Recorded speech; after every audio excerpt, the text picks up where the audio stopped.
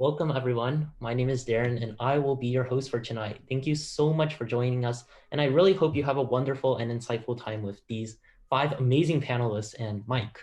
This event is brought to you by DECODE. And for those of you who are joining us for the first time, DECODE is a nonprofit with roots from UC Berkeley and Stanford, and with a mission to decode the future of work for students and alumni. Over the past 5 years, DECODE's annual conferences have hosted numerous notable speakers, including the founder and CEO of Zoom, board member of Tesla and SpaceX, CEO of YC, and CEO of Google X, among many, many others. Our virtual conference last October garnered 1.4 million views across 44 countries, and that prompted us to start hosting virtual events with executives and industry experts like today's session on a regular basis since January. To give you a quick update on our future events, our next session will be on August 11th from 6 to 7 p.m. Pacific time, featuring Michael Lee, VP of Data at Coinbase, the crypto buying and selling platform, which recently underwent an IPO. And we'd really love to see you all there. You can check out our social media channels for more info. And I'm going to quickly attach a link in the chat where you can directly register for the event. Let me do that right now.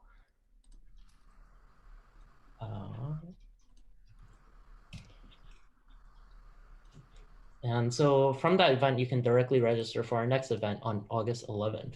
For any of those who would like to get more involved with us, be it volunteering or discussing potential partnerships, please do email us at join@decode.build. Our network of volunteers and alumni have gone on to renowned companies, including A16Z, Sequoia, YC, Goldman Sachs, Morgan Stanley, FANG, ByteDance, and NASA, among others.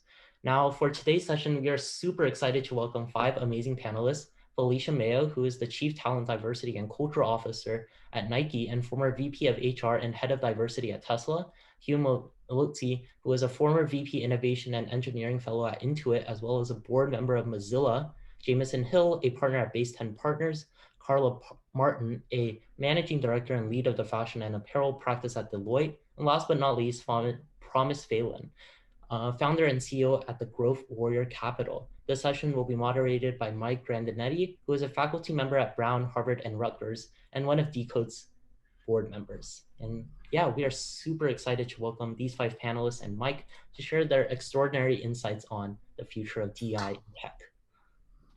Great, Darren, thank you. And welcome everyone on behalf of the DECODE board, on behalf of all of the great team members at DECODE. It's my pleasure to welcome you tonight to what I hope will be an incredibly informative and rich discussion on a very critically important issue in our time. So we're going to talk in quite a bit of depth tonight about diversity, equity, and inclusion. And this is pretty unique in that we have 90 minutes to cover this. So we're not going to do a drive-by on this subject because this is not a subject that in any way allows a drive-by. So let me just spend a little bit more time introducing this extraordinary group of panelists. These are leaders, change makers, and path breakers, and all of them have had remarkably interesting careers. So Jamison Hill, undergrad from Harvard.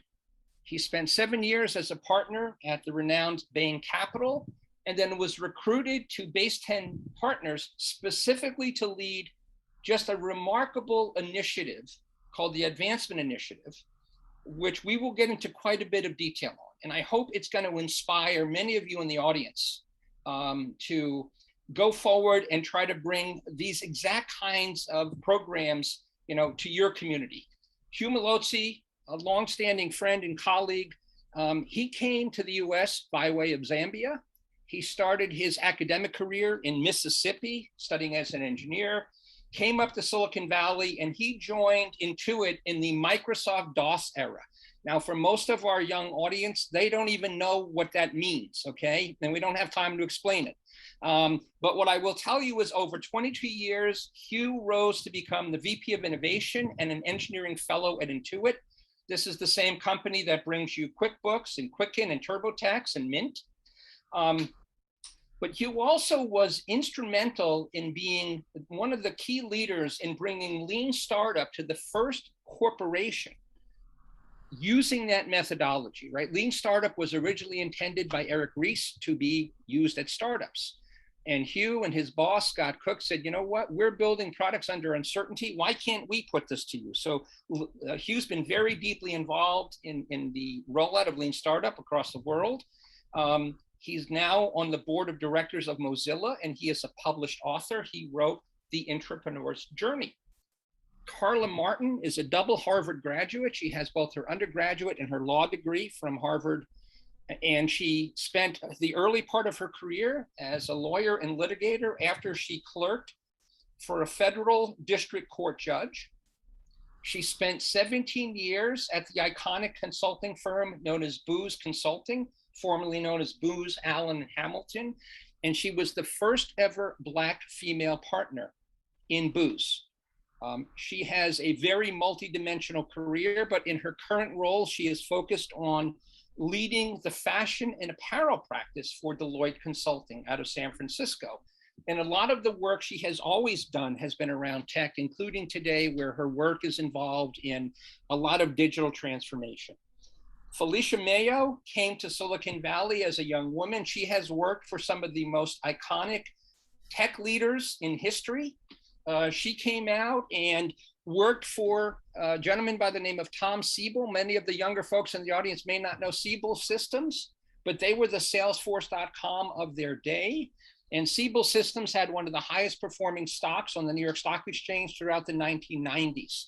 So she was then acquired as part of the Oracle acquisition of Siebel, and went on to work under Larry Ellison. She spent a significant amount of time there. And then she did a deep dive on technology working at Juniper, which is an organization that provides routers and switches and communications equipment.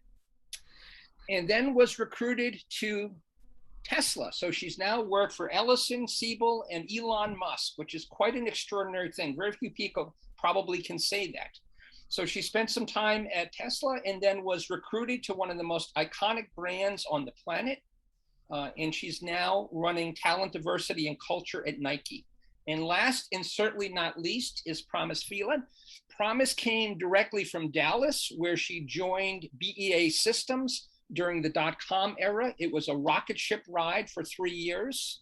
And after that early baptism into Silicon Valley culture, she spent the last 15 years growing startups, doing turnarounds on startups, mentoring CEOs, and now she's running her own fund and actually finished a recent first close on her fund. So congratulations, Promise, on that. Okay. All right. So tonight, what do we have in store for you? Well, diversity, equity, and inclusion is a phrase that has a tremendous amount of currency. And there's a lot of different discussions we could be having tonight. We're not going to be talking about anything outside of primarily equity and inclusion for Black leaders in big tech, in startups, in professional services, and in consumer brands. And because we have 3 women on the panel, our secondary discussion will be around the inclusion and equity of women. Okay, so that's where we're going to focus all of our time tonight. Now, why are we here? Why did I ask DECODE if I could assemble this amazing group of people? Well, we're going to get into the discussion tonight, but the bottom line is I want to educate and challenge our audience and allow you to have a deeper understanding beyond the superficiality that we often hear about, so that you are no longer, even if you are not aware of it, a part of the problem, but you are now armed with enough insight and information to be a part of the solution. Okay, now I'm going to give you a little history lesson, because I know a lot of Stanford and Berkeley students are not necessarily born and raised in the United States of America. Back in 1776, we had this thing called the Declaration of Independence. And as you can see from the first paragraph, it was quite aspirational. And it said that all men and women, of course, they didn't really think about women back then, but all men and women are created equal. Okay, it hasn't really worked out that way. Now, if we fast forward 200 years, we look at the iconic President John Fitzgerald Kennedy, who says that one true measure of a nation in its success is fulfilling a better life for each of its members. That is how we should measure our nation. Well, Inspired by Kennedy and inspired by the leaders of the day, we began to see a variety of different initiatives, including the Freedom Riders movement, beginning in 1961. And then the March on Washington happened in 1963. Martin Luther King, probably the greatest speech given on the United States' soil, his famous "I Have a Dream" speech, okay? And then not that long after, in July of 1964, we saw the enactment of the Civil Rights Act. What you see is the president at the time, the successor to JFK, Lyndon Baines Johnson, shaking hands with Dr. Martin Luther King. And this Civil Rights Act was a landmark piece of legislation that claimed to outlaw discrimination based on race, color, religion, etc., okay, including in hiring. Now, here's where it gets a little bit tricky, okay?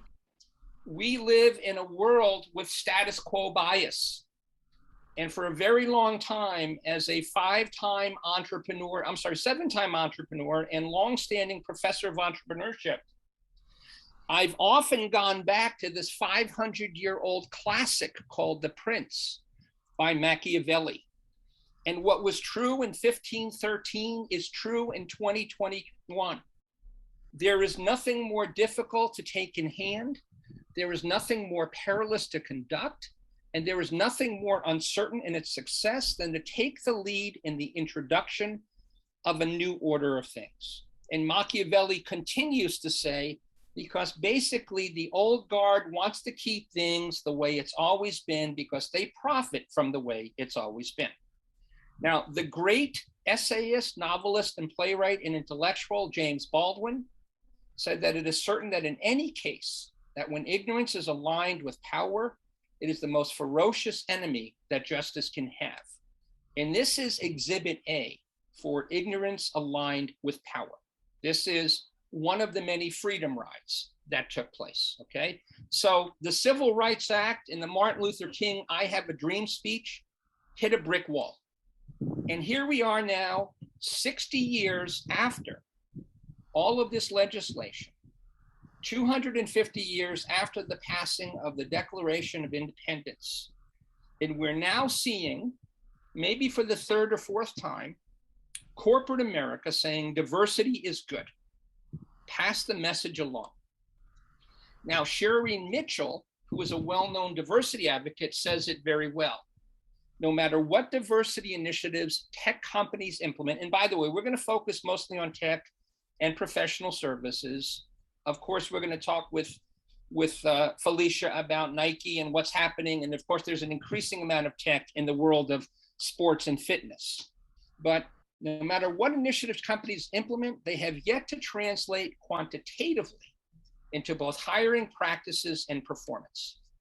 And I can show you a whole bunch of statistics, but this recent Mercer statistic certainly will be more than enough to show you, as we go up the hierarchy from support staff and operations to senior executives, the number of people filling the executive roles becomes increasingly white and male. I don't think this is a surprise to anyone, but as you can see, Black and African American comprises only about 2% of people in senior executive roles, Hispanic and Latino another 3%, okay? And so the purpose of this evening's discussion is, how do we finally get beyond lip service, okay? And so James Baldwin said, not everything that is faced can be changed, but nothing can be changed that is not faced. And that's what we intend to do tonight. So sometimes in the winds of change, we find our direction. We have lived through an extraordinary few years, for sure, with everything that we saw around George Floyd and Breonna Taylor, and I can go on, and Ahmaud Arbery, and what we dealt with in the extraordinary depths of COVID-19, okay? And the world is forever profoundly changed. And hopefully, we will now have a much more effective approach at dealing with diversity, equity, inclusion, and beyond lip service. So this section, I'm going to look to our expert, Karla Martin, I'm sorry, Felicia Mayo, excuse me. So Felicia, who has spent many years within the HR organizations and as chief diversity officer of some of the biggest brands in tech and now in the world in Nike. And she's had a longitudinal view to be able to watch how things have changed.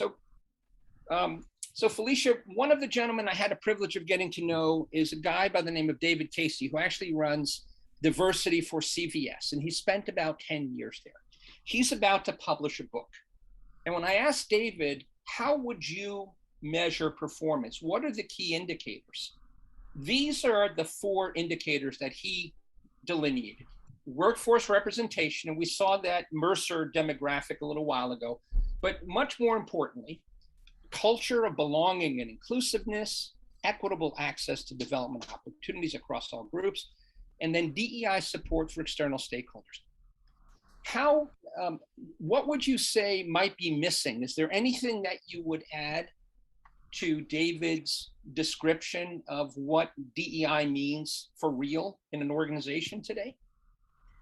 Well, first and foremost, thank you for the opportunity to just speak about, a subject matter that I love and live every day. And my honor, Felicia. Thank you for joining us. Thank you. I would actually say, much respect to David and to the areas that he's focused in on. And I think that these are all great areas that I think many of our companies are assessing at all times. We're always reviewing these pieces of data in these particular areas. I would say, for currently where I am, and we're really leading in much of this space right now, as many would say, but when you're in it, you're sweating it and you're not thinking about who's first. I would actually say for the core components that we're looking at, absolutely workforce representation, that is diversity, right? That representation piece, you must have that. That is table stakes. But ultimately, one of the pieces that I think is very important that we are looking at Nike is probably the evolution of my role, the new role that I have, which allows for us to connect not only just DEI alone, but I have talent. And it allows me to look at the end-to-end play of the talent and their evolution throughout their time at Nike. So I no longer really, from my other vantage points when I was at other companies as a DEI or the CDO of the company, I had to go and work with several different individuals, heads of talent acquisition, head of talent management, heads of learning and development. Now they all report into me, along with DEI. So I am able to look at the end-to-end play for talent and pulling the thread of diversity, equity, and inclusion throughout the time period of, any talent of any segment, all segments of our company. And that allows me to have the ability to not only see the numbers of representation, but also drive the culture of the company. At the same time, be able to be in the meetings with the leaders to challenge, discuss, integrate into the business DEI, into absolutely everything that we do. So I would say that is probably, from me just looking at this very quickly, maybe the missing piece. And that has been a very pivotal piece to, I think, my success at Nike. I love it. And Felicia, so what you're saying is you got a kaleidoscopic view, and you also have this longitudinal view where you can see people advancing. You can see whether or not they're being blocked. You can see whether or not they're being given, the proper opportunities to be sponsored. And so it just gives you that much more ability to be effective in your role. Awesome. Absolutely. I think I see Miss Martin raising her hand. Hello, Karla. Welcome. I just wanted to pile on a little bit because I have the pleasure of getting to work with Felicia.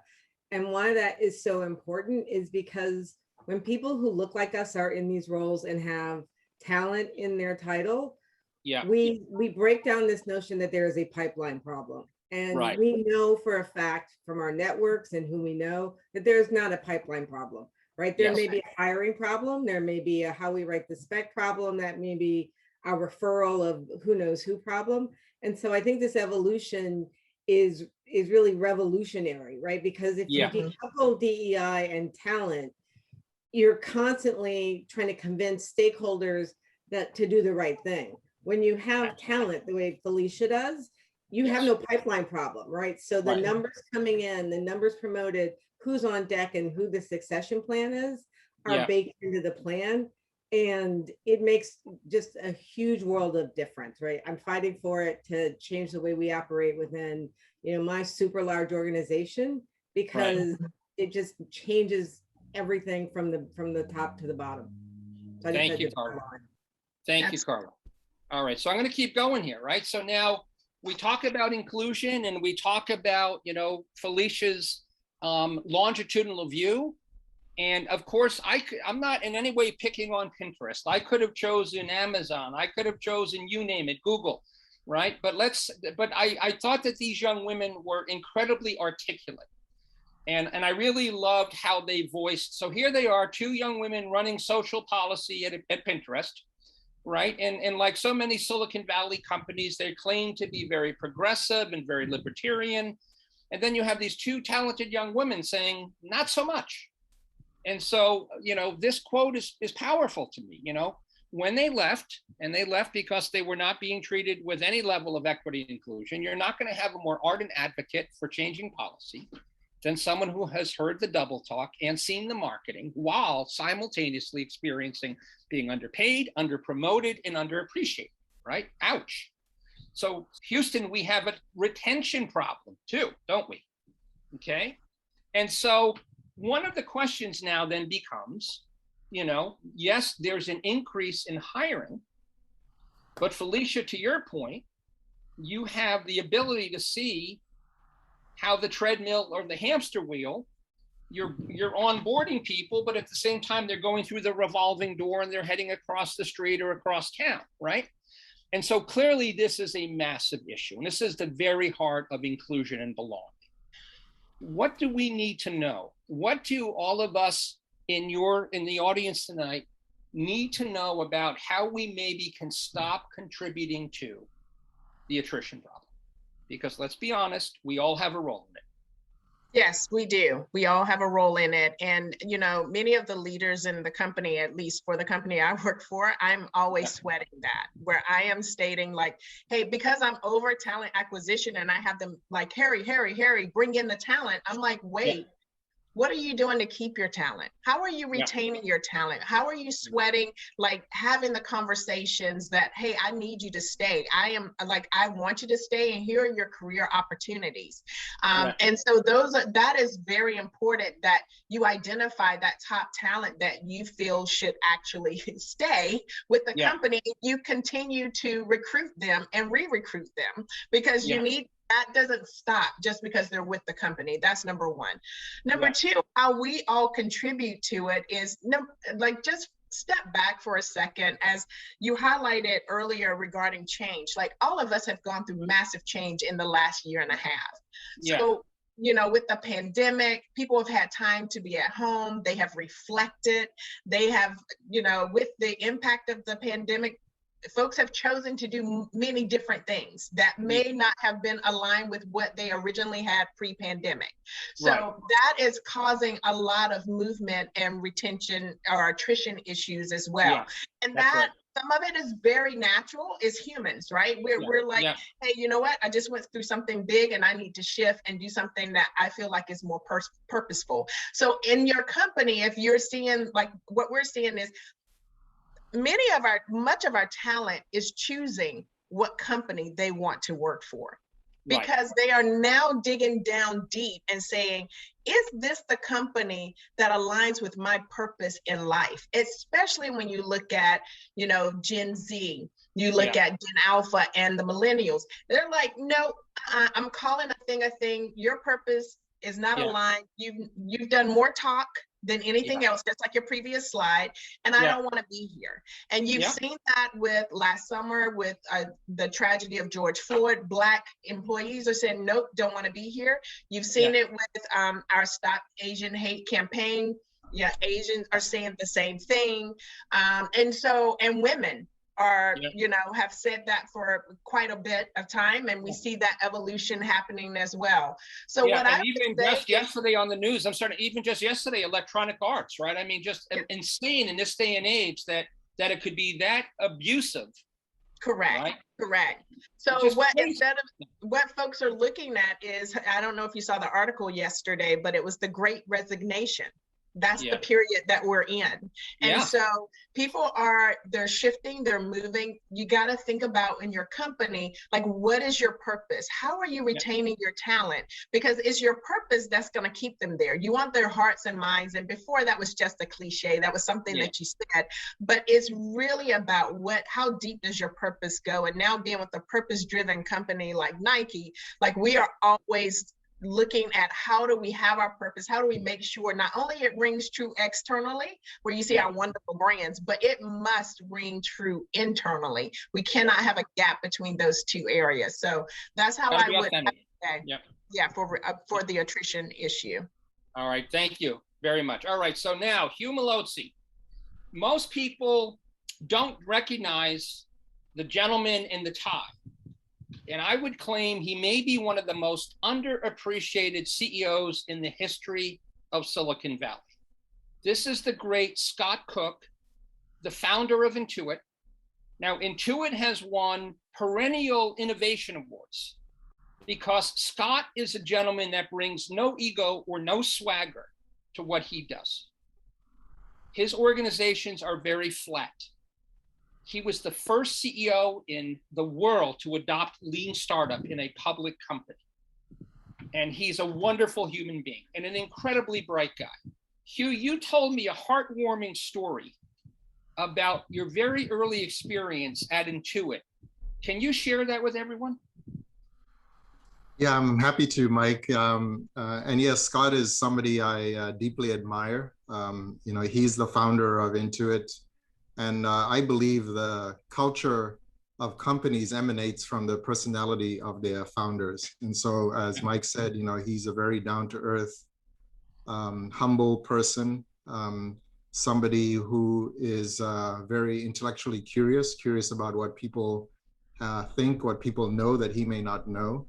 And even though, you know, life has, he's had a lot of success in life, you know, for a lot of people who are that successful, what they've learned is that they have all the answers and they tend not to be that interested in what other people think, but just quite the opposite with Scott, which has been quite amazing. And I think the gift of that, of course, is a culture in a company where you have that curiosity, that humility. So I was very blessed to have a long career there. But, you know, regarding the story that Mike mentioned, so when I joined Intuit, was it fairly early days, early enough that every new employee got to have what they called lunch with the dorks. So that was the CEO or somebody on the CEO's direct staff. And it would be about a group of, you know, 8 or 10 employees would get to have lunch with a senior leader. And so when I joined Intuit, and again, this was back in 1993. So thank you, Mike, for outing how old I am. That's all right. You look marvelous, though, my friend. You've aged well. You look great. Yeah, so I was very fortunate. I got to have lunch with Scott, and so, you know, we had lunch. You know, again, there were other folks there, but maybe I want to say a couple of weeks later, a month later, I was walking across the parking lot in one direction, and Scott was, you know, pretty far away, but walking in a different direction. But he sees me and recognizes me, and he calls to me. He says, "Oh, Hugh," and then he runs up to me. And so first of all, I'm just amazed that he remembers my name, but he doesn't only remember my name, he remembers what I'm working on. He says, "How are things going on in QuickBooks?" And so, you know, we had a short conversation, but, you know, I was absolutely blown away that he cared. He seemed to genuinely care about me and how I was doing. And again, just the fact that he remembered who I was certainly not something that I expected. So, you know, it's probably no surprise then that I ended up spending 22 years at Intuit, because you know, that ended up being for me a great place, a great culture, and a great place to grow my career. Yeah, a real servant leader, a real humanist, right? And that's a very important part of belonging, right, and inclusion. You felt like you belonged. So now this is just a generic pipeline. So I heard Karla talk about the pipeline problem in Felicia, and I would say it's a laziness problem, or as you would say, Hugh, maybe it's a credentialing problem. And so you've hired, I can't imagine how many developers and engineers to work for you. And I'm sure, Phoenix Promise has as well. But one of the things that we talked about is there's such an over-credentialing requirement to bring people into the world of software development, right? And so we have to have this 4-year degree, when in fact, a lot of roles within tech do not need a 4-year degree. So whether you go to a community college or whether you go to a coding academy, you're certainly getting the requisite training you need to succeed, at least in early level jobs. So can you talk about that, Hugh? I know that you spoke very passionately to me about this when we prepared for the panel. Yeah, I mean, firstly, I want to say this over credentializing, which I'm not sure is a word, but is not just limited to tech or to software engineering. Yeah. I think it's just we have a benefit where we can actually be much more analytical about it. But I think a lot of different careers have this same problem, which is that, so we go to college and we get degrees, and sometimes we have to get certifications. But if you look at how the job we actually have to do in work, you find that it doesn't draw upon a lot of what we are required to learn. And hence this description of over credentializing. And so how that then ends up tying to diversity and inclusion is because, and I run this problem myself when I took the lead on college recruiting at Intuit, was that, we had a system in place for how we would recruit students. And it was based on a system that we had created when we would only target a small handful of universities. And so when we decided that, okay, look, we have a problem, and yes, we called it a pipeline problem. We said, okay, let's address the pipeline. Let's start to go to different schools. And so we started to cast a wider net. And in fact, I spent a lot of my time at NCA&T. I joined the engineering advisory board, and we saw that as a strategic partner in addressing our pipeline problems. But what was made still difficult from a hiring perspective was realizing that we had put procedures in place that made it very difficult for people who didn't come from what I'll call our traditional sources to make it through the interview pipeline. And so really, and this realization came more in hindsight, especially in the later years when we started to see the rise of these coding boot camps and academies, was realizing that if you're really serious about diversity and inclusion, one of the things you need to take a very hard look at is, okay, one, what are the credentials we really need for the jobs? And by the way, even the jobs that we have done, are these actually the optimal way for us to organize the way we get work done? Are the ways we can get work done differently? And then can that actually allow us to have a much more diverse workforce, not just in terms of how we look, but in terms of our backgrounds and what we bring to the table. That's great. And Hugh, knowing, you had referred to the sacred cow, if you will, of this small group of schools. How hard was it to get your colleagues to recognize that you needed to kind of break through the boundaries of this very, very exclusive, very small group of elite schools in order to be able to meet the needs of your team and have the kind of diversity that you were looking for? Was that a challenge internally? It was a challenge because I think for some people they've been brought up to believe that there is a handful of universities that count and the rest that don't. Yeah. I remember a conversation with an executive I won't name because one of the schools that we used to recruit from was Cal Poly in San Luis Obispo. Sure. And this person, he came, his alma mater was Duke, and he was complaining that we weren't recruiting from Duke, and he was saying, well, Cal Poly is not even a good school. Right. So, yeah, right. Yeah, so, right. So, you know, if you can imagine with that kind of a mindset, then it's going to be much more difficult to get a person like that to think about schools that are maybe not in the top 100 of the US News rankings, or are not, again, traditional, if you think about historically Black colleges and universities. But I would say that, you know, it's mixed. It's a mixed bag. The positive thing is when you find people with a lot more experience, they'll tell you stories of, you know, one of the best people that I worked with, for example, one of the best product managers didn't have an MBA from top business school, or they'll talk about somebody they worked with, and they'll talk about how their different background was actually a positive asset to them. So part of it is just an education piece of it, but yes, it was a challenge. All right, thank you, Hugh. All right, so Karla, you're up to bat. So Karla, we're going to talk a little bit about Black exceptionalism. And we're going to do the same thing with Jamison, but we're going to talk about, you know, women leaders. So clearly on the left, we have Melody Hobson, who is the co-founder and president of Apparel Investments, an extremely successful financial services asset management firm, but she's on the boards of JP Morgan Chase, the prestigious Rockefeller Foundation. She's the chairwoman of the board of Starbucks. And of course, we have Shelley Archambault, who was the very reason why I was privileged enough to meet Karla for the first time. And by the way, Shelley also introduced me to Promise. So we have these women who are certainly very prominent, but they seem to be getting tapped for all of the board level positions that exist today. And I think, you know, Shelley's a person who is looking to bring her network in and give people a lot more opportunity to participate, right? And then we have maybe the women in the most elite club ever, CEOs of a Fortune 500 company who are women and Black, okay? Ursula Burns, she did an extraordinary job of turning around Xerox. If you've never read the story, right? There's a Harvard business case study about Ursula. She took on a job that nobody else wanted, and she crushed it, okay?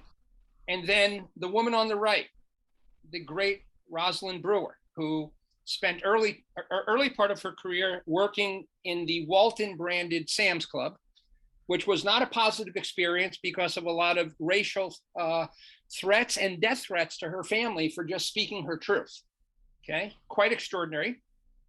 She went on to Starbucks as COO, and she was a real pioneer in tying diversity metrics to executive pay. And just recently, in the last few months, she went on to become the CEO of Walgreens.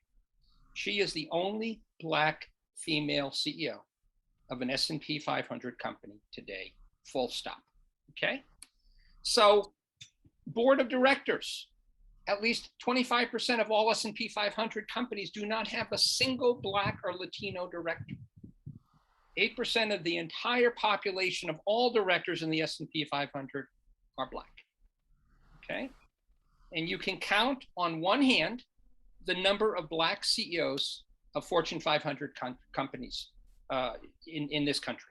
So Karla, I guess you have had an incredible career, okay? And an incredibly diverse career, right? You've seen the professional services industry, working for Booz for 17 years. You became the first Black female partner, right? You spent a lot of time in San Francisco and Silicon Valley.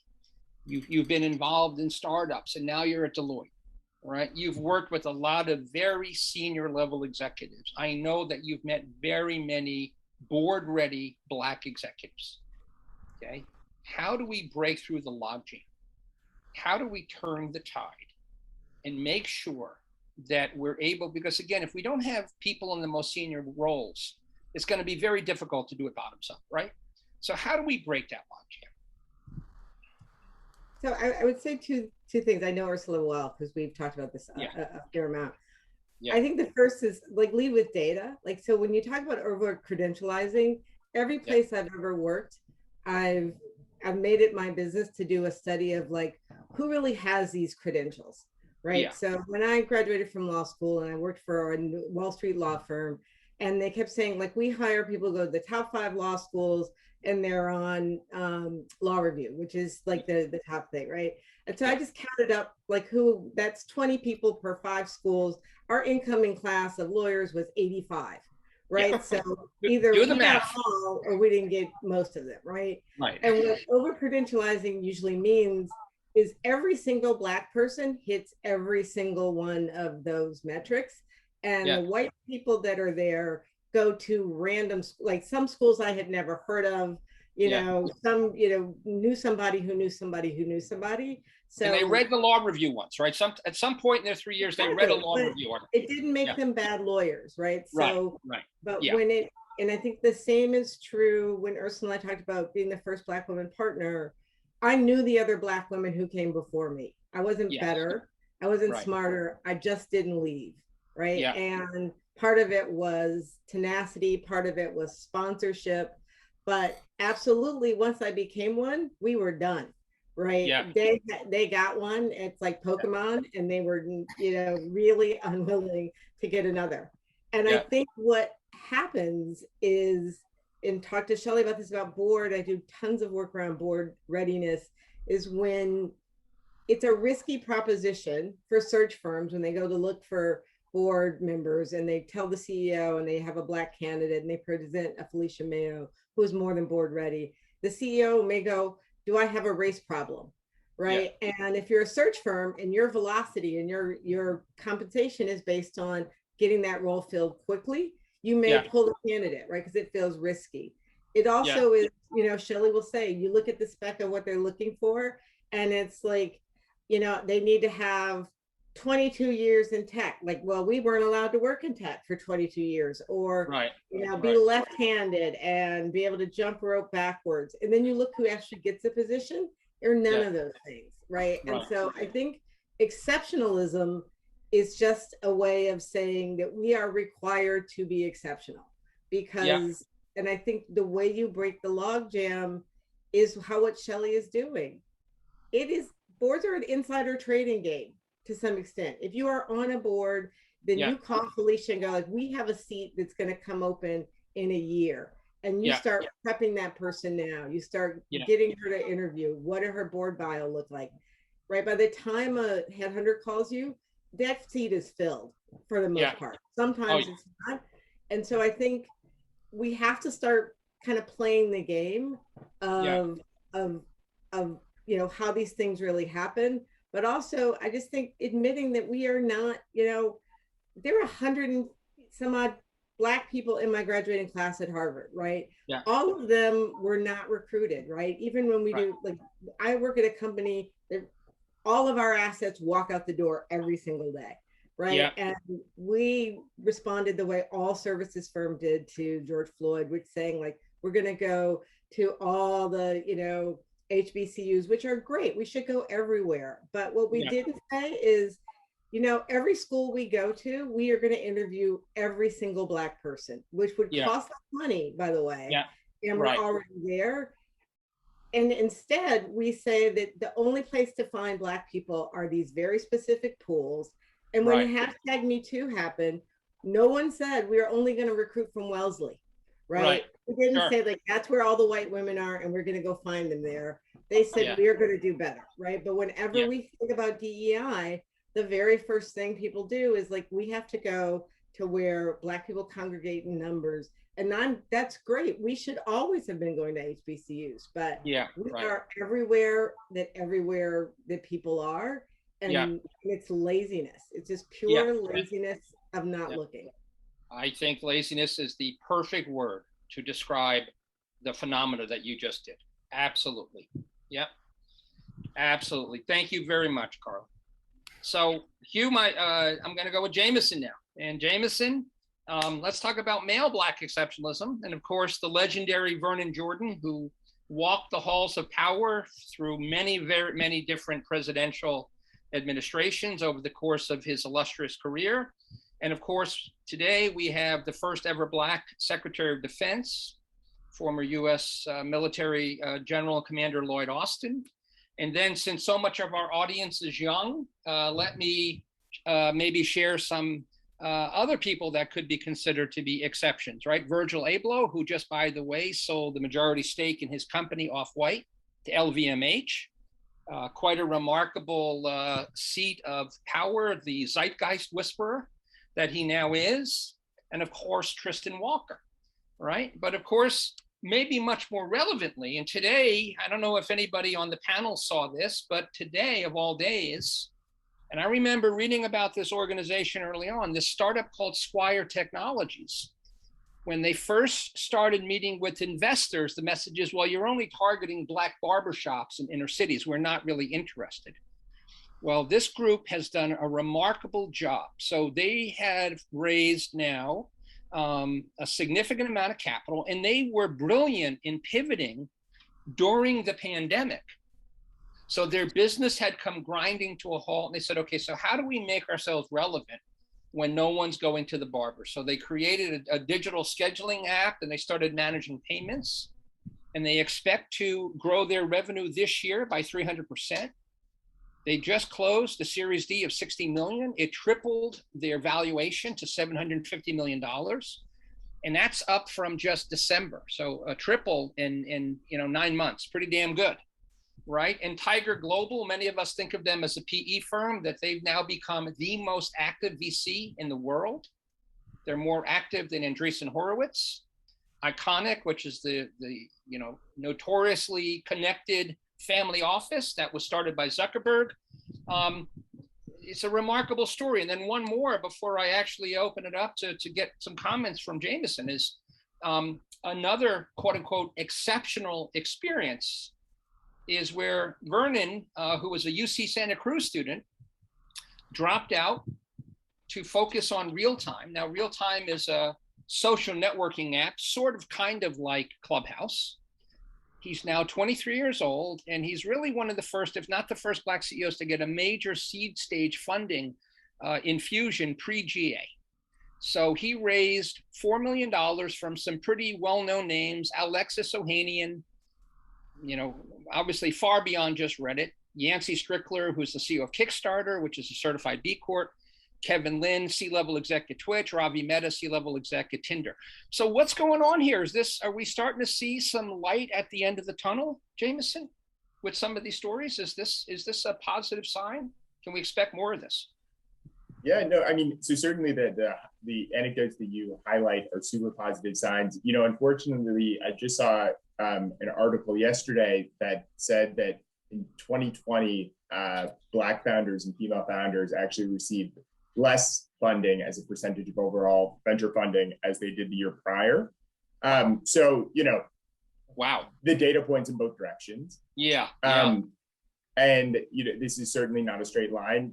What we're trying to do with the advancement initiative is very much, I think, address this problem at the root. Yeah. And so just sort of briefly explaining what the advancement initiative is, or unless actually, Mike, you want me to hold it. It looks like would you please? Yeah, I definitely want to. I promise you, we're going to get there. That is an incredibly inspirational story. But I do want to talk about, now you're a Harvard graduate, right? You worked at a very prestigious firm as well. You became a partner at Bain Capital, right? That's an incredibly significant role to play in the innovation economy. And I think you have your own views on Black exceptionalism, right? And we had talked when we got ready for the panel about this op-ed piece that I read in the Times from Samuel, who was the first ever Black valedictorian in the history of the 106-year-old history of Oakland Technical High School. And he's going off to Yale. And I love what he said. When the annual news cycle of underdog valedictorians fades, segregated classrooms will continue to endure. And these few heartwarming stories are a distraction from the reality of our education system. I do not want to see yet another inner city success story emerge in my community. I want these stories to be so common, they're unworthy of such coverage, right? So what a remarkably eloquent statement from an 18-year-old man, right? So exceptionalism indeed. And so with that, I know you had some thoughts as well, Jamison, about your experience having gone to Harvard and, the world that you've come up in and what that means to you personally. Yeah, I think I feel very similar to how Karla feels and really like how she articulated it. Yeah. You know, I think that when it comes to Black folks in schools, in jobs, people just don't have the same risk appetite. You know, the anecdote that you pull up about Vernon, I think is a very good one, because there are so many founders who get funded pre-product, pre-revenue, you know, and raise millions of dollars. Very, very few, you know, if any of those founders are Black. And to me, that's just the perfect illustration of sort of when thinking about Black candidates, when thinking about Black potential, really sort of feeling like you need credentials or something in order to sort of de-risk it, and just not really willing, being willing to take the same kind of risk that you might take on other candidates who meet 3 out of the 5 of your criteria. But, you know, you say, hey, I know his father, or I know, you know, the club that he was in school, and therefore I'm sort of willing to take this risk. And so, you know, I just feel like you don't get the same opportunities as a result of sort of people's risk appetite and preconceived notions when it comes to Black talent. Absolutely. And Promise, as someone who has been building companies and hiring, and who has been advising companies and has recently raised a fund, let me get your thoughts on that as well, if I can. There's so much. I mean, We got time. I love what Karla said. So I started my career at BEA. We IPO'd, and then I went through a series of, you know, startup companies that I founded to ones I led that were turnarounds, where we had the triple of, you know, valuation growth. I've raised a lot of money, and so what I think is I'm sort of looking at this from both perspectives: the perspective of an entrepreneur and a founder, but also as someone who is writing checks now. And I think the word I shared with you is I sort of come with 2 perspectives after having been an operator. Is I think 2 things need to be true. Capital needs to be more than just venture. I see a lot of venture firms say, oh, we've got this initiative where we're carving off, you know, we've got 20 billion under management and we're going to carve off, you know, 10 million to give to people of color. That money is often not deployed. And if it is deployed, it's deployed in so many small increments that it actually doesn't move the needle. So on one side, you need that venture capital to be what I call mentor capital, where you are actually, you know, if I look at one of my favorite companies is Coinbase. You know, Andreessen Horowitz created a market around that company. We need to do the same thing for companies that are launched by women and people of color. So you have to mentor those entrepreneurs to the place where they know how to create a market around their company and to have the expectation. Today, I met with an entrepreneur and I said, you know, there's got to be part of this. There's pre-seed company, and I said part of the economics that you're raising, you got to test out different marketing strategies. And they said, oh yeah, we've got that. We're going to spend $10,000 experimenting with X, Y, or Z. And in reality, they should probably spend $2 million. But imagine a person who was raised by a single mother. And if you take the entire generation, they don't have $2 million of net worth. And to say you should experiment with that, there's a level of conditioning required for that entrepreneur to even think in that mindset. That is any way near sufficient enough. Absolutely. Exactly. And so I'm not angry. I think that, you know, 2 things have to happen. You need investors who look like Jamison, and you need people opening doors like Felicia and Karla, so that you can mentor people and condition them and give them the capital. But on the other hand, you need the Bumbles. Absolutely. That have won through arbitrage, right? Who've actually created markets and who've been successful, so that investors can see a new pattern. And once you have both of those that are happening in a harmonic, I think then you create change. But it's not sustainable for a venture firm to write $250,000 checks and expect that is the deed. it needs it's to a be self-fulfilling prophecy, right? It's a self-fulfilling prophecy. It really you need is. an actual wave. What I'm saying is you need a harmonic. You need people getting mentored and conditioned, and you need the successes so we all see a new pattern happening. Yeah, and I have used the mentor capital phrase for a long time. I think it's very powerful. I think in many ways, it's one of the most valuable currencies that you can bring to early stage, entrepreneurs, whether they be young or first timers. Absolutely. Thank you. So now let's talk a little bit about the advancement initiative, but let me set this up. So remember, historically Black colleges and universities emerged around 1865 at the end of the Civil War, right? At a time when at Tuskegee, they actually had to build their campus before they could go to school, okay?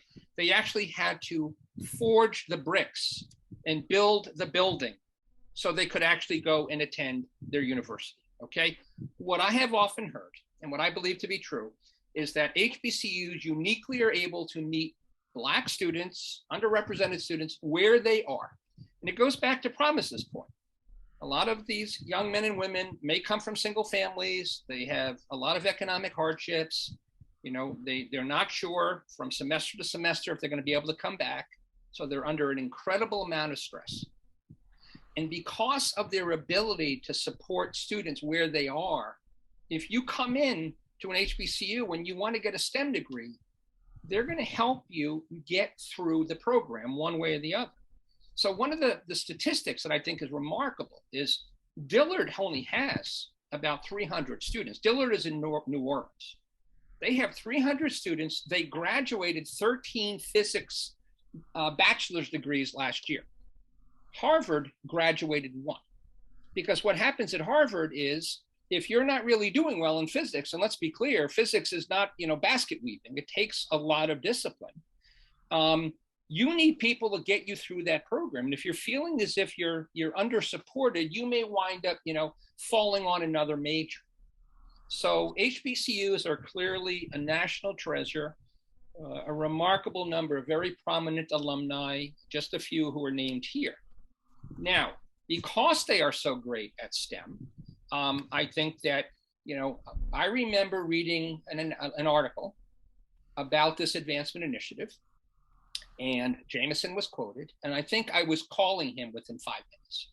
I was so inspired by it. So Jamison, if you would be so kind to describe this incredible, forward-looking, iconoclastic initiative that drew you from Bain Capital to lead it.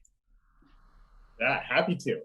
So, the genesis of the advancement initiative, I think, really came about coming out of last summer with a lot of founders asking myself, asking other Black venture capitalists, horrified by what they were seeing with Breonna Taylor, George Floyd, wanting sort of a way of both publicly supporting communities of color and then also actually moving the needle on diversity within their own employee base. And so when we went away, we did a bunch of thinking around how can we actually sort of attack the root of inequality. And unsurprisingly, within a capitalist context, that answer comes back to capital and access to capital. And that we have a bunch of communities, mainly communities of color, who have suffered from a lack of access to capital for decades. And that compounds in a really profound way to kind of lead us to where we are today. So we started with this goal of how do we get capital to communities of color that need it? What would be the most effective, high leverage institutions that we could support that would effectively do that? And we very quickly came to historically Black colleges and universities. When we actually dug into the numbers, we sort of, had this feeling that relative to their peer set, they had fewer resources. We didn't really realize the scale. So just to give you a sense, a non-HBCU on average has $410,000 in their endowment. An HBCU has $15,000 per student. And so that's a nearly 30x difference. And when you sort of think about that, it reverberates throughout the entire institution. So labs, libraries, scholarships, financial aid, career preparation services. So, if you think about interviewing for a job as an engineer at Google, and you're competing with someone who maybe went to Harvard and had their Office of Career Services, which is the organization I would say entirely responsible for me landing my first position out of undergrad. Yeah. It's a completely unlevel playing field. Yeah. So it's our hope through the advancement initiative to actually close that endowment gap that I mentioned. And the way that we do that from a specific sort of mechanical way is that we've raised about $300 million from a combination of HBCUs and other universities, pension funds, endowments. And we donate we invest that in late stage companies. And so we have a portfolio of about 12 right now that include some of the leading tech companies in the world. We're lucky enough to partner with the Figma, Attentive, Brex, Plaid, Roar Solar, Circle CI, Nubank. Wow. So these are all in the growth, these are all in the advancement fund. These are all in the advancement fund. And what Wow. we do then once we exit those companies is donate 50% of our carry. So what our fee would have been to the schools that we partnered with as LPs in the initiative. And the sort of point is very much to get real dollars to these schools and grow their endowments, but then also to be able to, over the next decade, be able to introduce them to other managers, have them be big participants in the ecosystem, because ultimately at the top of the venture ecosystem sit LPs who have a tremendous amount of influence over venture funds, who gets funding from a venture perspective, which ultimately translates down into who gets funding at an entrepreneur level. Jamison, it is brilliant, it is inspiring, and I pray that many other firms, funds, emulate what you've done. Thank you. It's just a remarkable thing, and I wish you all the luck in the world with it, because to me, I remember when Karla and I first talked, one of the things that she mentioned to me was, helping young people of color pay for their educations, right? So that you wipe away debt will give them so many more choices as they come out of university. So what a brilliantly, visionary move. I just love it. All right. And again, just for everyone's benefit on the, in the audience tonight, all right, if you're thinking about where you may donate, right, and overcome this insanely small, just embarrassingly small amount of endowment money per student, is we have about 100 HBCUs in the country.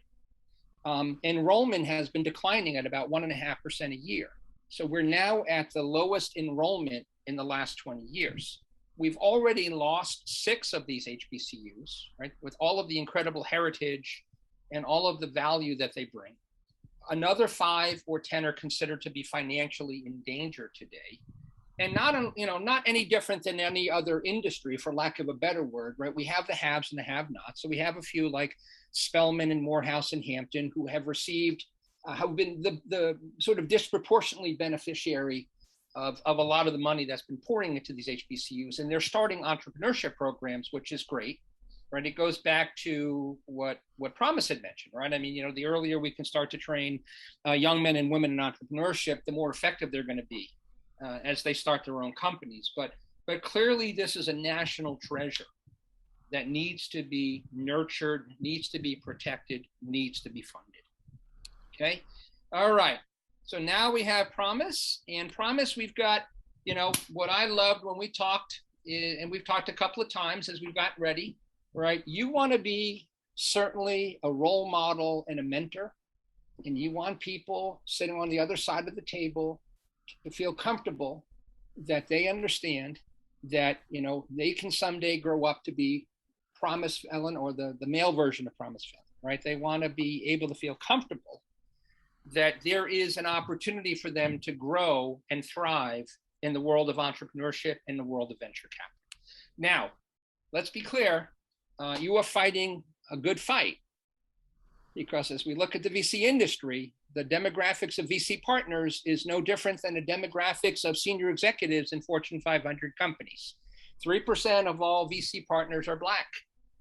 And Jamison mentioned, and this is really troubling and surprising, that the capital allocation to Black founders actually went down in 2021. Wow, that's not what I would have expected. But still, this is, that's why what this entrepreneur told you today is, I've got $10,000 to experiment, because 1.5% of all venture capital allocation goes to Black founders. And Black female founders, of course, as you would very well know, face the most significant obstacles, right? 2/3 have to bootstrap. And what I find amazing is the average female founder raises a seed round that is roughly 5% of average. So you tell me if you think these numbers are accurate, but from what I saw, this is the Diane Project. And the Diane Project is tracking both Black and Latina founders. And they're saying the median seed round for Black women is 125K, 5% of the average national, or the median seed round nationally. And for Latinas, it's not that much higher. It's about 7.5%. Does that jive with your understanding, Promise? Yeah. Yes. I think there is a problem. That is an understatement, but yes, there is. And you're in Dallas, so say Dallas, there is a problem, right? There's an opportunity. I think, I got lucky, actually. So when I got to BEA, the CEO was a mentor of mine. There were a lot of leaders who were mentors of mine. Bill Campbell became a mentor of mine. Shelley Archambault became a mentor of mine. Brad Smith is who Felicia knows. So I have been extremely fortunate in getting the mentorship, and I've also worked really hard. And I'm a little distracted because one of the things that's been on my mind today as a woman of color is what's happened with Simone Biles and the Olympics. And I just had a daughter, and I recorded a video for her. She, of course, doesn't know what that looks like or what that means. She's 6 months old, so she, I have to put this in a vault somewhere with my cryptocurrency. But what I told her in the video was that it's hard out there for a woman of color. Yeah. Because there is this exceptionalism. Yes. You are judged not based on your being, but on your doing. And so performance is part of how you get love and acceptance. And so what that creates and generates in you is someone who works really hard to fit within a very small aperture of emotions, of possibility. And so, Karla being out there, Felicia being out there, Jamison being out there, it isn't enough. We actually have to get comfortable mentoring and raising up what I believe is one of the most responsible cohorts of Americans, Black women. They exist and they operate on a shoestring. They raise more children alone. They work hard. They build companies. And so I want to back responsible people who are economically responsible with my LP's money because I need to get returns. This is not charity. And so what I feel, I guess, called to with my fund is, first of all, I have a return expectation, and I'm a fiduciary, but I also feel called to recruit people who look like you, people who look like Felicia, people who look like Karla, Jamison, Hugh, to feel comfortable with their biases to raise up and support folks who don't look like them, because I mean, we've got to change this. How do you have an economy that only grows based on a contribution of a small number of people? So I feel it's an imperative for us. Yeah, I mean, I look and Karla, I see, I promise you're going to come to you in a sec, but all I would say, Premise, is I look at a country like Japan, where a woman could study engineering, but then she's a coffee girl, right? The privilege she has of getting an engineering degree is she gets to get coffee for the men, right? So you look at a country like Japan that has suffered economically. They have been in an economic malaise for 30 years. Half of their workforce or prospective workforce doesn't work or barely works, right? They're not getting anywhere near the productivity and the brain power and the creativity and the energy from women. It's insanity, right? And we're guilty as charged as well, maybe not quite as bad. but we've been edging slowly towards something a little bit more inclusive, but we're still in the third inning at this point. Karla, please, you had your hand up. So what Promise said spoke to me because I have 2 daughters and a son. Yeah. They're teenagers, so I could talk to them directly.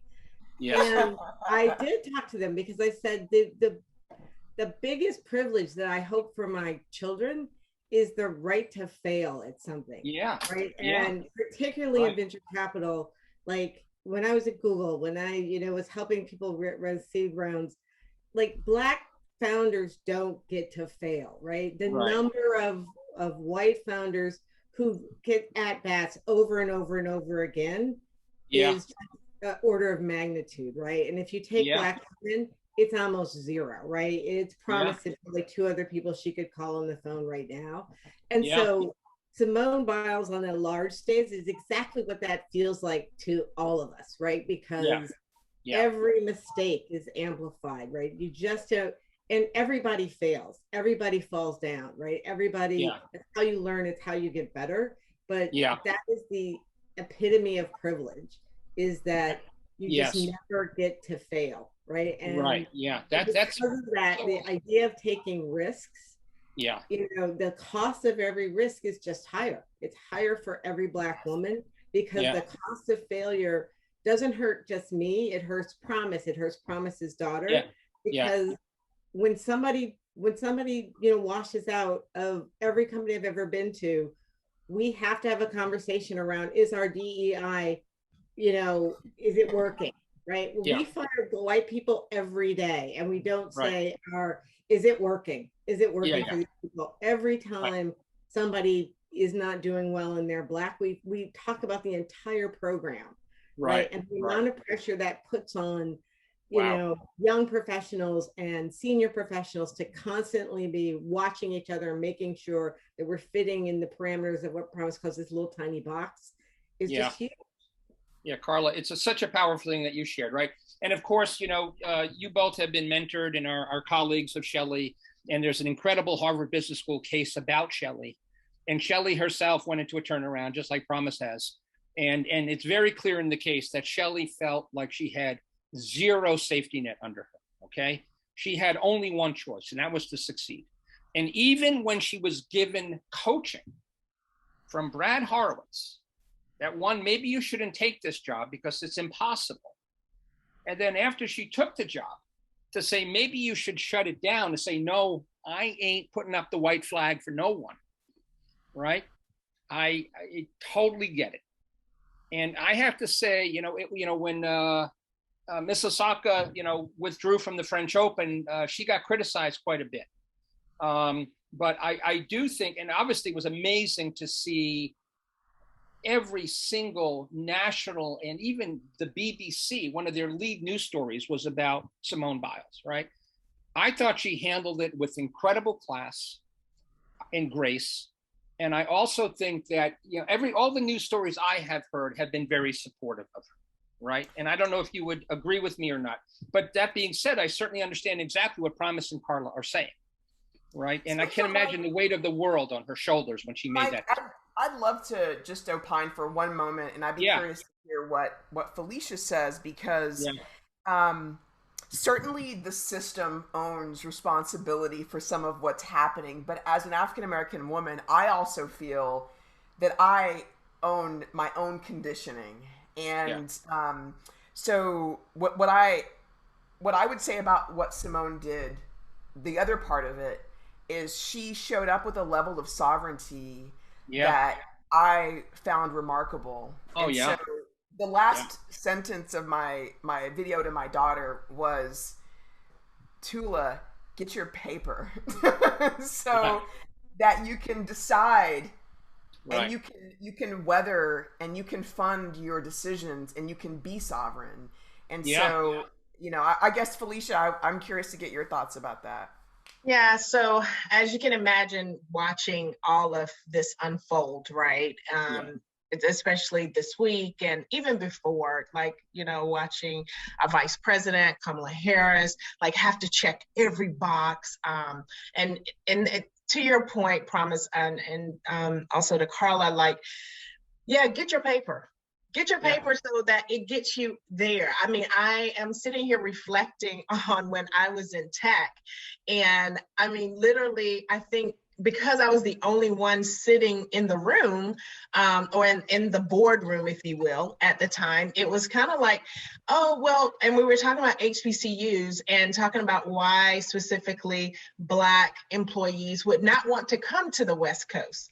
So it was almost as if I was not even sitting there as a Black woman. And it was like, oh, but you didn't, but you're not from the East Coast, because the premise was, oh, we're never going to be able to get engineers to come from like NC State. And it really wasn't even about NC State. It was HBCUs at the time, because I went to NC State. That's why that's on top of mind for me. But it was like North Carolina A&T. Like, we're not going to be able to get them to come out because, the family, they're connected to the family, and they never would want to come out to the West Coast. And like, there was a whole long narrative. And I let the narrative play out. And I sat there, and because I wanted to hear it. Not because I wanted to be quiet. I wanted to hear what the narrative was. And then at that point, I was able to say, hey, I have something to say and to share here. Yeah. And I said, your narrative is incorrect. I want to be real clear. While I didn't go to an HBCU, I actually am from the East Coast. I am from the South. I'm from the Bible Belt, from North Carolina.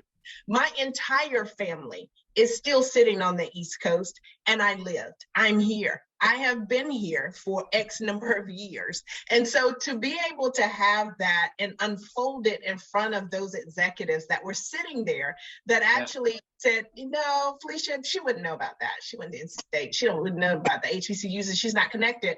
But I think that I tell that story because you're right, Promise. Like, we as Black women, we have a lot, and I'm sure other women have, there are different nuances, right? But specifically, as we talk about the Black female, there's a lot that is packaged there. You are correct. We have done a lot historically for the country. We have done a lot that no one even knows, because we have many unseen heroes and unknown heroes every day. I think with Simone Biles, I mean, I'm not speaking on behalf of Nike at this point, because Simone is not one of our athletes, but if just looking at her as a Black woman and making a very difficult choice and being able to be comfortable in who she is and herself, I think that's something that Karla and Promise and myself and any other woman of color actually has to be okay with, and making decisions every day in corporate. I love it. All right, guys, I love the discussion. I'm going to push us forward because we're starting to run out of time, right? So I don't think anybody's going to disagree with this statement. And I do love this quote from Joseph Heller. You may or may not know Joseph. He's in Southern California. He runs a startup known as The Studio, and an important part of what they do is they connect businesses to Chinese manufacturing, although I suspect that will be coming to an end soon, given everything that's happening on the geopolitical front. But I think access to entrepreneurship and capital is the next civil rights movement. And I think in many ways, many of you have articulated that. Now, what we haven't spoken about is Hugh is 5 years into his new startup called Ujamaa. So, Hugh is an entrepreneur who has, come out of a large public company. Jamison has been funding entrepreneurs now for 8 years. Promise was an entrepreneur and a turnaround specialist, and now funding entrepreneurs. And this is right. This is a very important part of economic inclusion. And so, regardless of whether anybody in their soul believes it's their moral imperative to embrace diversity, equity, and inclusion, let's be very clear, it is irrational to ignore the economic benefits. Okay, so if you like the color, if you're not fond of the color brown or black, but you like the color green, then this message is for you. Okay, companies with below average diversity scores versus companies with above average diversity scores, from a fairly credible source, the Boston Consulting Group, says that 45% of all companies with above average diversity scores, they reported much higher levels of revenue. And then, let's talk about a competitive advantage. And of course, the incredible Usain Bolt, that in his prime, he was always 3 steps ahead of the pack, right? 35% more likely to have financial returns above industry average, according to McKinsey. 75% more likely to have ideas actually become productized because you get that diversity of perspective and that creative tension. 70% more likely to capture new markets because you get innovative, creative thinking, okay? And the Center for Talent and Innovation is the source for those last two statistics. So the bottom line is we've had a lot of lip service, but it feels like, and this is what I want to check in with the panel, it feels like maybe after 60 years of people not really hearing, maybe some people are starting to try to be a part of the solution. BlackRock, right, the largest asset manager on the planet with over $1 trillion under management, has taken a pretty aggressive stance. They have voted against the re-election of 1,862 directors at 975 companies due to a lack of board diversity. And they're not a rubber stamp. They've only backed 1/3 of all social and governance proposals in 2020. Now, what people may not know about BlackRock is they are the juggernaut. If you look at this statistics, BlackRock is one of the top 3 investors of 97% of all real estate companies, 96% of all utilities companies, 93% of IT. So they are the 800-pound gorilla in the capital markets. And they are really putting their money where their mouth is. And I want to get the perspective of our panelists in a second. And then on the opposite side of the country, we have CalPERS, right? One of the largest pension funds in the country. And we've got Samiso, who's running corporate governance, and he's echoing what I said, diverse teams outperform operationally, from an innovation point of view, financially. And so they're pushing very hard for new ways to assess performance. And what's amazing to me, and Felicia, I'm going to check in with you on this as soon as I finish this next slide or two. The change in the S&P 500 has been a step function. In 2018, only 10 S&P 500 companies were linking performance on DEI to compensation in the exec suite. That number doubled to a still embarrassing 20. But in 2020, there was quite a step function to about 1/3, and I imagine that will only increase. And so guess what? Nike, right? And you speak to this, of course, because this is your world. From what I've read, and you can confirm, right? You're setting some pretty aggressive targets that by 2025, you want to have 30% of the people on the team and that are, Black, Indigenous, people of color, and 45% are now women. And you're tying it directly to executive pay. So I'd love to hear your thoughts on, is this going to be helpful? Is this real, or is this magic? Is this smoke and mirrors? And I'm not asking about Nike. I'm asking about the S&P 500 ties to diversity, and is BlackRock and CalPERS, are they really going to make a difference here? Well, first and foremost, let me just speak to Nike. Let me just say, I will tell you, it's not smoke and mirrors. We're looking at systemic solutions overall, and our targets are set. We are pretty aggressive in our targets, but at the same time, we want to make sure that we are not just throwing numbers or darts, at the board here. That we are, like some of the companies we've seen, and I will say that from just my area of expertise, not again for Nike, but we've seen it, and I'm like, there's no way. But at Nike, we are really going deep. We're really making sure that from those targets, and that's 2 of the targets that we have, but we have, I think the most important is where you started today, Mike, which is education. Like we have to make sure that our leaders are educated on what is diversity. What is equity and what is inclusion? And I know, we had at one point years ago, unconscious bias, and everybody was doing unconscious bias training. Okay, that was like check the box. And we still have unconscious bias training, but what we have done has been, and we have it on our targets as well, and our impact report is, our education is through Northwestern University for all of our leaders. And that has been something industry leading, where it is not just a 1-hour class, it is a class, it's a semester of training, and you get grades and you got to write papers and all of that. So imagine all of the lovely insights that I got from everyone as soon as they found out it was real. But what was most important is that systemic solution. First, Yeah. we can hit targets all day. We can hit targets and we'll keep churning through the talent. My concern is I want you educated as a leader because I don't want you to churn through the talent. I want you to understand how to have discussions with that talent. I want you to understand what some of the challenges are to be able to know, like, hey, this is not a challenge. This is not a concern. It is more of a concern on my part as their leader to help make sure that I'm given the resources and the opportunities to move forward. So that's number one. I think the other part is, Mike, in the last year and a half, what I have encountered at Nike, and I've heard from several folks out in the industry, ESG, like we are being held, like that is a real thing. I am on more ESG calls than I've ever been in my entire career. I am, like, myself and my sustainability partner, which we head up Purpose. We are talking to all of our shareholders. We are in meetings. We are talking to them all together. We're talking to them individually. They're asking us questions. So it is a real thing, and we're going really deep.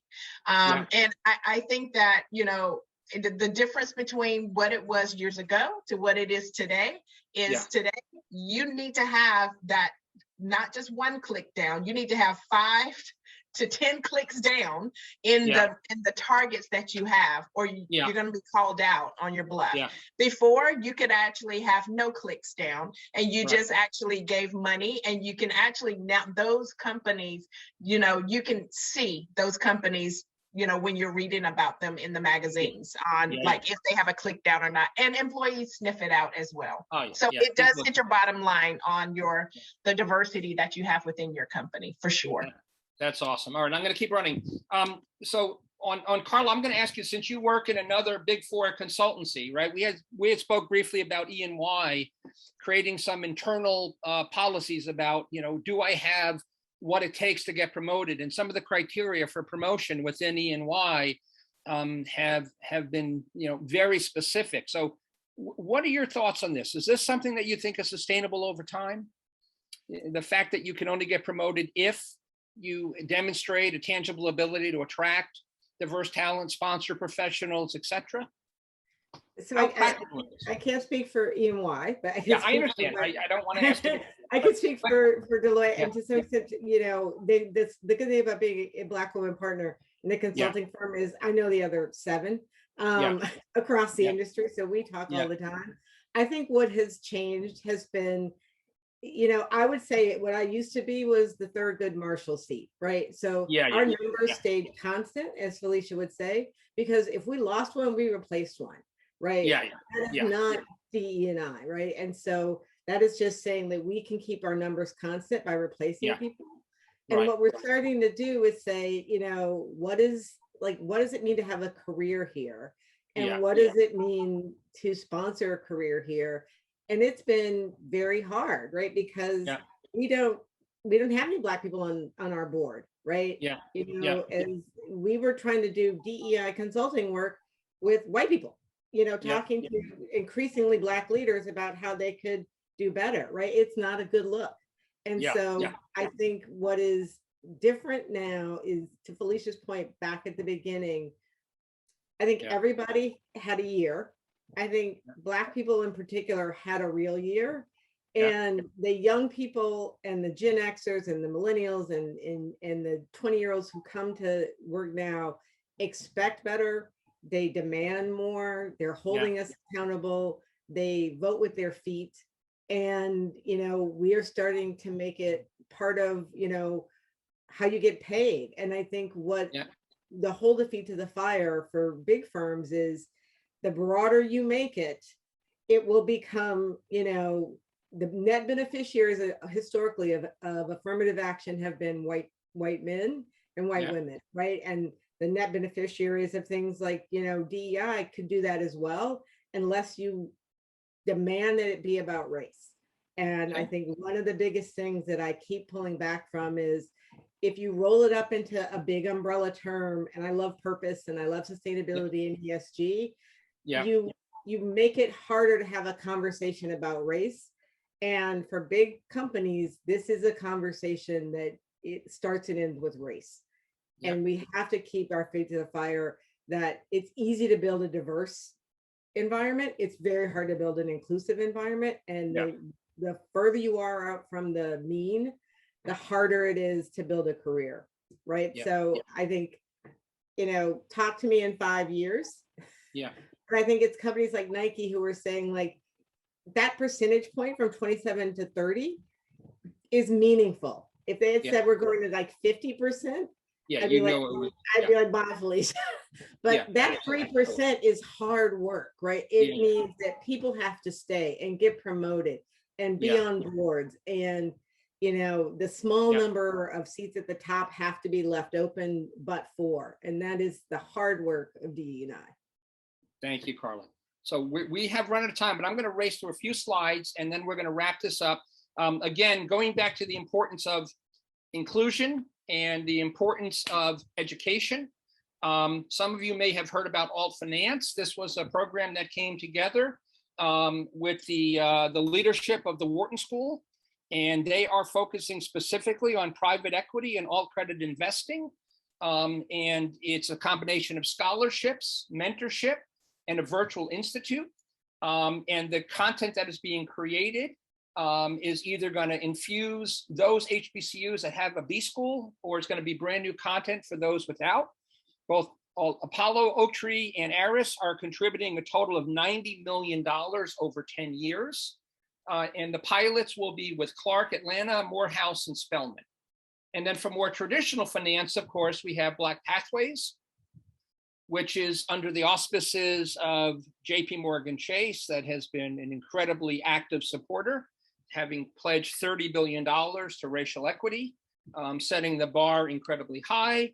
And then I want to just ask Jamison and Promise, right? We've got the Transparent Collective that is trying to, very much like an HBCU, it's trying to meet Black founders where they are.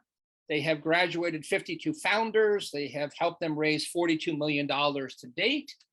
We've got the Diane Initiative. And again, this may not be consistent with what Jamison has seen, but Black female founders, the number of $1 million deals has increased by 4x over the last couple of years. And the cumulative raise has gone up by $2 billion over the last couple of years. Now, this is coming directly from this group.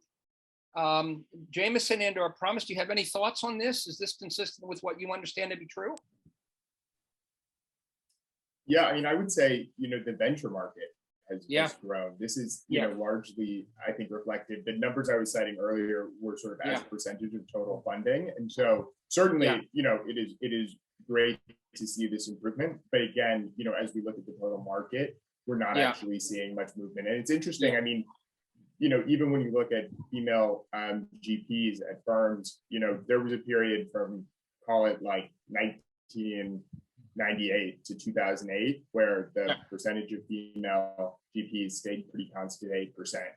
And so, we're working with such small numbers here that it's exciting to see growth like this, but I think it's important to keep it in context. Venture as an asset class has grown tremendously. Absolutely, especially with all the PE firms coming in. And the hedge funds and the mutual funds. Yeah, absolutely. Yeah. All right. So as we race to the finish here, so let me ask everyone, if you would, just to wrap this up, and you've been awesome. I'm going to ask Hugh, starting with you, if you could, just if you would impart on our audience just one thought, one recommendation that would help our audience become more a part of the solution, either something they should start to do that they've not done, something they should stop doing yesterday, or something they should continue to do. And I'm going to ask each of you just one recommendation, one suggestion to our audience as to how we can, better help work together as a society to make our world more diverse, more equitable, and more inclusive. What would it be? Yeah, that's a hard one. I think what I would implore people to do is, step off the sidelines. Yeah. I have 2 teenage daughters now, and I'm finding they're increasingly becoming more militant than I am. Yeah. And so I tried to God bless them, Hugh. God bless them. Yeah. I try to caution them about using the R word inappropriately. And I actually say there is a word that, or a term that I feel like is very insightful, which is anti-racist, you know. And so I feel like you can use that, and it's less charged, and really it's saying to people, what are you doing? If you are anti-racist, how are you then essentially stepping off the sidelines and helping? And so that's what I implore people to do, is ready to get educated and to be active and play a role. Thank you so much, Hugh. I appreciate it. Karla? So I will quote Arthur Ashe: start where you are. Use what you have, do what you can is always, you know, the best way to wake up and do every day. Stop thinking that you're not part of the problem, regardless of where you sit. You are part of the problem and part of the solution. And, you know, I think just continue. Right. I think the hardest thing every day is to just get up and start all over again. Right. And our family this last year, which was really hard, we would go to bed at night like the Waltons, which ages me a lot. And we just say, tomorrow is another chance to do better. Right. Because we would have days where I have teenage daughters too. We're screaming at each other. Right. We're locked in together. And, you know, just continue, just keep going. Right. It gets better, right? You know, it gets better slowly and then all at once, but only if you just keep going. Yeah, that tipping point. Absolutely. All right. Thank you. Jamison.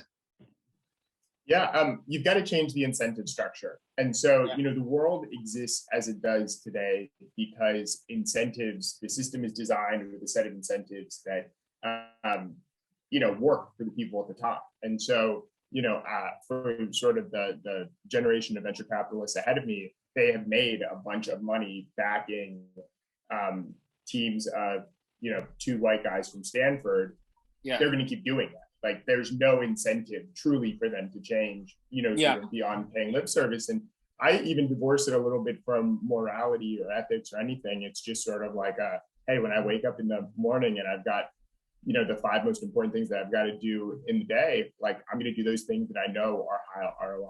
And so, you know, certainly through our advancement initiative, you know, we're trying to change a set of incentives to change, you know, a particular system. But I would think about it in sort of, you know, every discipline and every workplace that you have, you know, the more that you can tie diversity, inclusion, you know, important goals to compensation, to other incentives, to actually getting capital, if it's from, you know, an asset allocator like BlackRock. I think that's what's needed to really drive transformational change.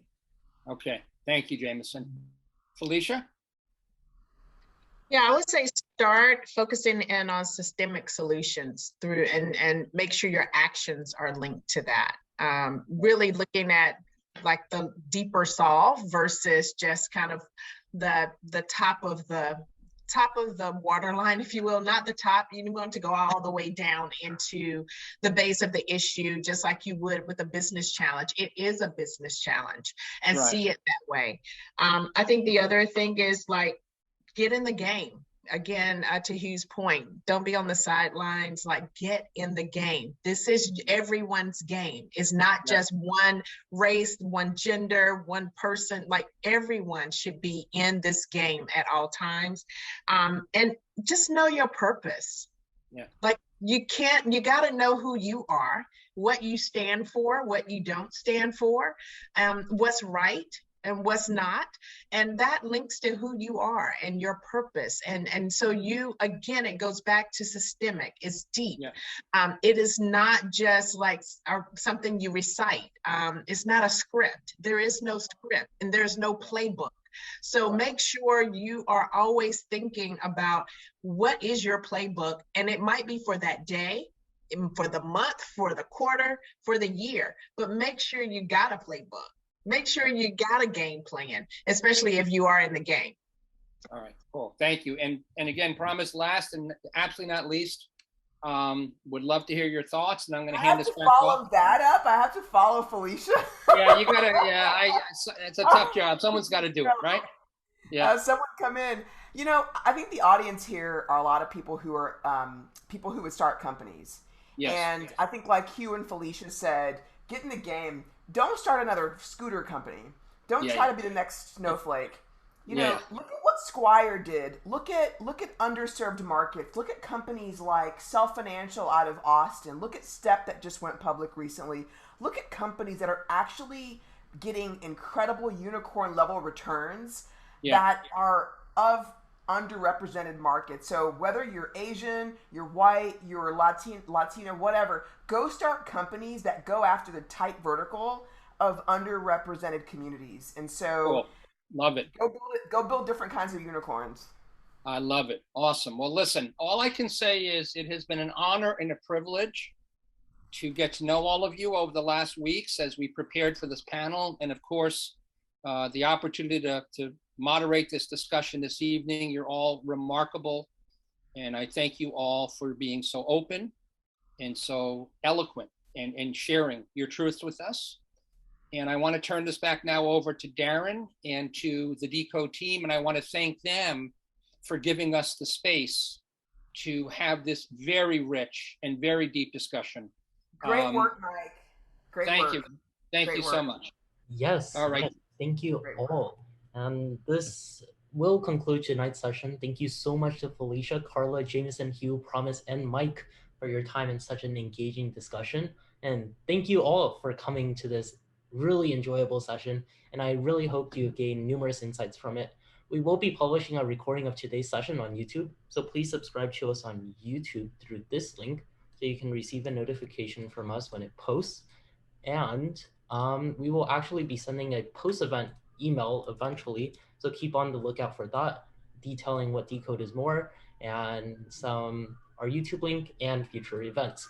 And so we hope to see you at our next speaker event, which will be held on August 11th from 6 to 7 Pacific time, featuring Michael Lee, VP of Data at Coinbase. And let me paste in the Eventbrite info again right here. And I really hope you received numerous insights from this amazing group of 5 panelists and Mike. And yeah, we hope to see you at our next event at August 11th. Thank you so much again.